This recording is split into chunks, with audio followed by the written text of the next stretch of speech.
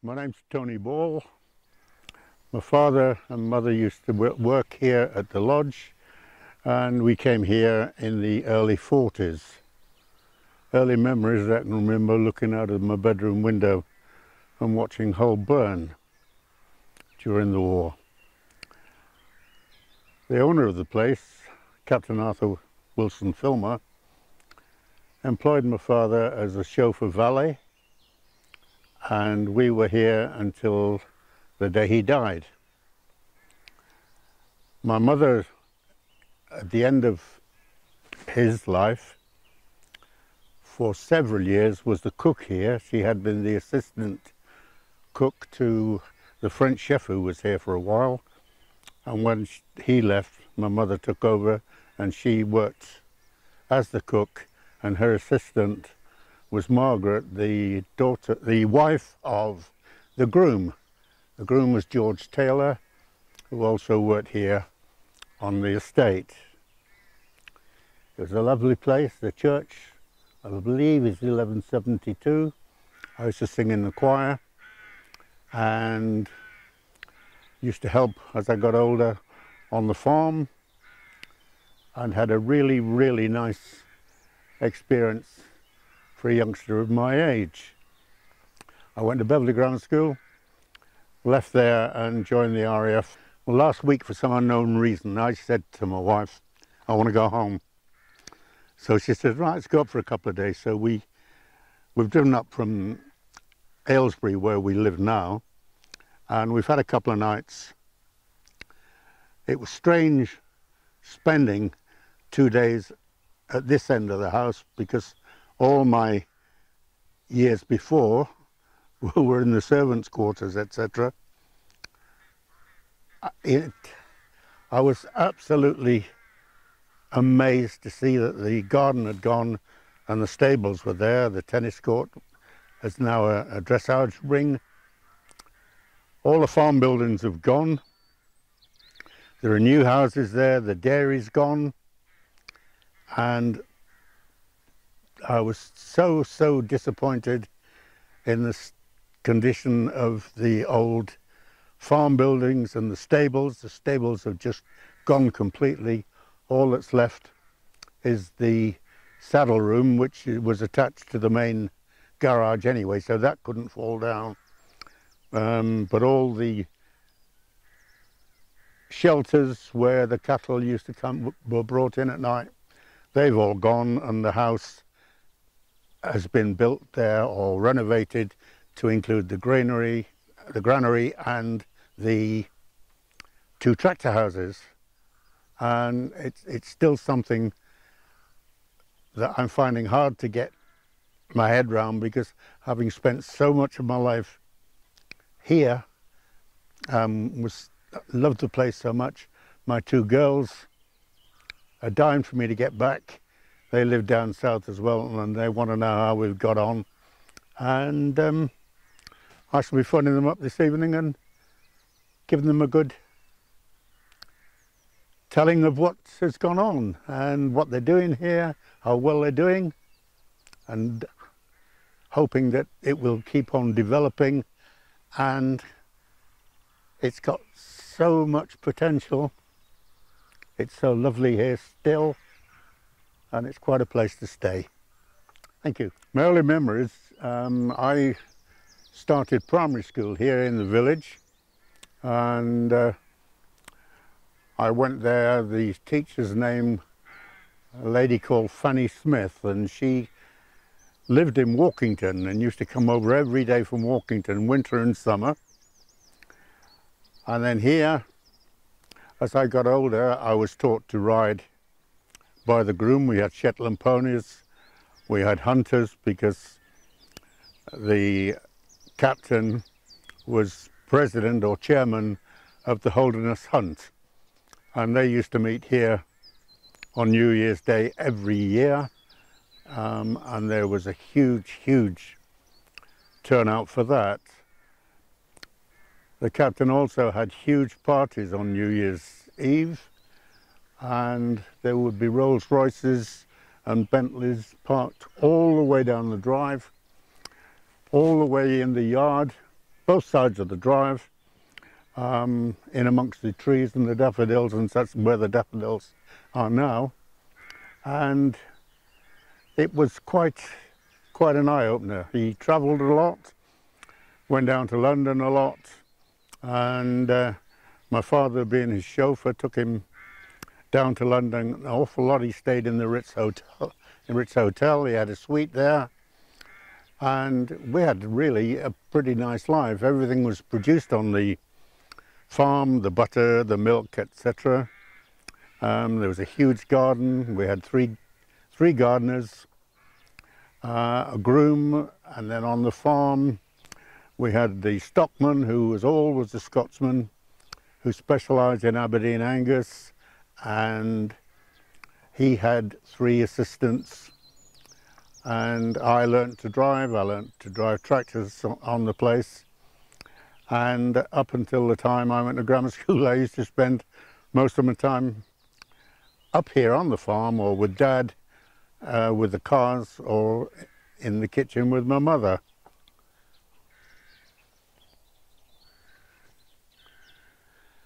When we first arrived here, the captain was married, and we initially lived in the houses over in the corner. There are 4 houses that belong to the, well, there were 2 at the time, they built 2 later, that belonged to the estate. And we lived in one of those for a little while, and then we moved to the lodge at the end of the drive, and we stayed there for the rest of our time until the estate was got rid of. The farm itself was really a hobby more than a working farm. The love of his life was Aberdeen Angus cattle, and it was always his wish and desire to win Supreme Champion at Perth. We never did. We got 2nd, we got 3rd. We bought a Supreme Champion and bred from it, but we still never managed to win the jackpot. But that was his heart and soul. He was also known as an angel, one of the people that put money into West End shows, and that was another love of his life. You may have heard of the Profumo problem, with Profumo was married to an actress, film actress called Valerie Hobson, who happened to be a personal friend of the captain's. And when this trouble broke out, the Profumos disappeared off the face of the earth for a while, and they were here, and they stayed here for quite some time sorting their business out and such, and then they left, and the rest of it is all in the papers, etc. The boss's companion was an Australian actor called Kevin Ives, and he lived here in the house for quite a few years. He was younger than the captain, and he eventually left Captain Wilson Filmer heartbroken, and he eventually died of a broken heart. The estate here consisted of the stables, the farm, the garden. We had 2 grooms. We had horses here from the hunt. We had horses here from the Malton area, where the female and their ponies, their foals, used to come when they were born, the race horses, and they'd stay in the fields around the house until they were old enough to be taken back to Malton or wherever they were going. Once I left school, I joined the RAF, but of course my parents were still here, so I was coming back. And then I was posted to Australia. I was there for 4 years. When I came back, everything here was just the same as when I'd left it. And it really was a beautiful place to live. The walled garden, which they've now turned into stables, the rose garden, which was at the side of that, and the orchard, they've all gone. All the farm barns, the Dutch barns and such like have gone. The dairy is gone, but there are houses have been built in the area where the farm used to be. I was in one of the houses yesterday, which used to be the farmer's house, the granary, and the 2 tractor storage houses, and it's been turned now into a house, but the stables and the farmyard where we used to keep the animals in overnight has just deteriorated, and it's just fallen down, and it is quite sad. The captain was a landowner, quite a large amount of property. He owned all the farm here, and then he owned all the farm from the other side of the village down through Bentley. He owned Bentley Village and further on, and that was the shooting area. Shooting was a big occupation here in the season, and there were shoots on average, I think about twice a month, and he used to bring all his friends. We had bush beaters, we had 3 gamekeepers down on the estate where the game birds were. I could never understand it, but there were never any pheasants and partridges here. I don't ever remember seeing them. The only thing that you can see here, which shows you what the captain was like, in the woods behind us there's a grave with a gravestone, and if I can remember this correctly, it says President of Carew, founder of the Rowley herd of cattle. He was the stud bull here, and when he died the boss had him buried and a headstone put up, and that is still there to this day. So if anybody walks through that wood and they come across that, that's the story of that. Carew is in that grave underneath in the corner of the wood. When the captain died, his nephew was his sole heir. He never had any children, and from that time I was away from Rowley and didn't have very much to do with it, and when I came back it was to see my mother, who had moved into a house in the village. The groom's wife and my mother both lived in property here on the estate. My mother in the lodge, and Margaret Taylor, the groom's wife, she lived in a bungalow built in the farmyard. Well, when the place came up for sale, the estate bought 2 bungalows in the village, and my mother was given one and Margaret was given the other one, and that was theirs until they died. That was the sort of treatment that people got from this man who owned this estate. During my childhood, I went to the church every Sunday 3 times a day. My parents were a little bit emphatic about this. It wasn't my choice, and it has actually turned me off going to church. But the church has never, what you could call, been well attended. We're a long way out of the village, and in the days I'm talking about, not many people had cars, and I've been in that church when there's been the vicar, myself and another, and we still had a full service. The vicar was called Donald Urquhart, and he was the vicar of this church for a long time, and there is in fact a memorial plaque in there to him because of his long service. The captain didn't attend church all that often, but when he did, it was a little bit of excitement because we were all wondering how much he was going to put in the collection box, and but he looked after the church to a certain extent, and he helped the vicar out. We've always, the situation here with motor cars, we always had at least 3 cars. We always had a Rolls or a Bentley, and then we had things like, when we first came, a Sunbeam Talbot and a Armstrong Siddeley.